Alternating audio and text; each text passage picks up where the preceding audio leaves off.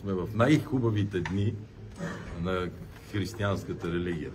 Коледа е много хубав празник, Рождеството, но Великден за мен е най-светлия празник, защото нашия Господ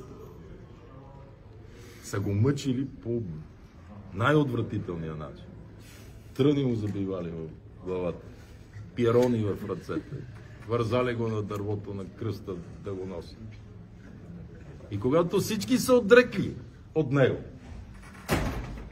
всички, и изведнъж се покава отгоре и казва ту-ту.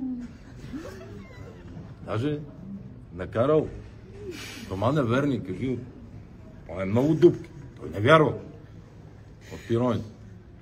Казва, добре, избери си една, мушни си пръста да види, че не има, а само в една, сега няма да ме мушиш нали, по цялото тяло. Някакси това е толкова валидно и за нашите нрави,